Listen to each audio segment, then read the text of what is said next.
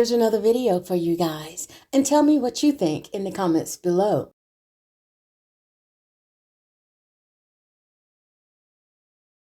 Her video just changed a lot of people's lives. And I'm not just saying that. Look at these comments, and you can scroll and scroll. But some people are having a harder time with it. I was one of those people. I've got the link you're looking for. But first, the seed.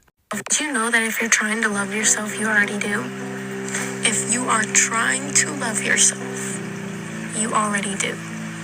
For some people, what she said in the video was enough. But for some people, it bounces off their shadow just because it sounds fake. But if you give me a chance right now, and the scene that did it for me, I don't even think was intending to do it. Wait, please, don't run. I know this movie isn't critically acclaimed, but I loved it. God damn, I loved it. And so I've been learning that stuff, but it hadn't really clicked for me. But then one day I had the movie on like I normally did, and this scene pops up. Stick with me, I promise this tracks. I just need to give you a little bit of context. In this scene, Tony's basically on house arrest, and he's been tasked with basically making a new element. But one of the resources that S.H.I.E.L.D. gave to him to aid in his work is a recording his dad made decades before. So at first, Tony has it on, he's barely even paying attention. And at one point, Tony himself comes into the room, of course, as a child at this point in time. And Tony's always known his dad as like this stoic, no-nonsense kind of guy. And in the video, he even calls the help. He's like, can somebody get him out of here?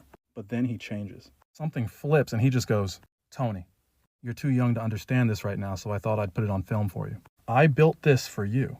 This represents my life's work. I'm limited by the technology of my time, but I know one day you'll figure this out. And when you do, you will change the world. What is and always will be my greatest creation is you. Which obviously came as a surprise to Tony. Because in his own words, he never even thought his dad liked him. Now lock in, here's how this connects. You see how in the beginning Howard treats Tony almost as a nuisance, which led Tony to believe that he wasn't loved. But it's more nuanced than that. Love goes deeper than words. Just like how I am probably you. Seeing yourself do things has seemingly to you meant I don't love myself. It can make us think that the answer is to get rid of that past version. Judge them. Just like with Howard, your past self's entire life's work is dedicated to you. Their mistakes, their pain, their suffering, all became lessons so you could evolve. While the first step is acknowledging that they're mistakes, it doesn't end here. The next level is to take those mistakes and acknowledge them for what they are, gold, and analyze them with gratitude to engineer better outcomes. Right now, you might be limited by the feelings or the circumstances of your time. You can just trust that future you will have access to more resources, more pieces to this puzzle. You can actually send gifts to yourself from the past, and then one day you just love yourself. It's not optional. It's circumstantial. It's a fact. All those mistakes, all those failures, all those lapses in judgment aren't there to convict you. They're guiding you to greater outcomes. But you have to be willing to sit down and really look at what the past is trying to tell you, which isn't fun or easy. I'm not saying that it is. But if you can, all that suffering can be synthesized and transmuted into personal transformation. Real quick, could you think of somebody you love, someone you care for deeply? Whoever came to mind first is usually the best.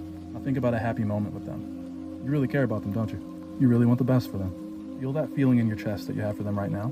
Well, I just swapped your bodies with them, and you can't go back for an entire calendar year. Now remember that love you just felt. Let's say you find out they've been trying to quit drinking, but they hated themselves because they already failed twice, so they didn't want to try again. Remember that love. Do you hate them for that too?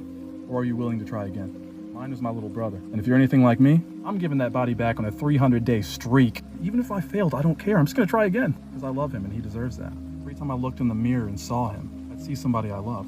Let me ask you, would you pick that person apart? Or maybe you would go after their goals because it's something they want. Full stop. Rather than whipping them like a horse to their goals. A common misconception is that loving yourself is bad because you'll no longer want to grow or change. And you hate where you are now, so you better not love yourself. But it's fundamentally flawed because that's never how love has worked. When a parent loves their kid, do they want them to stay the same way forever?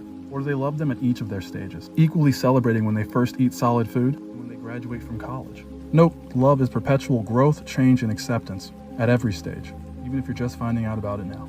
You've loved yourself for longer than you think. Now open your heart to the world as you have to them, and you'll find every reason to keep living in it. And this has been Seriously Yours. And don't forget to like, comment, and subscribe. And I'll see you in my next video.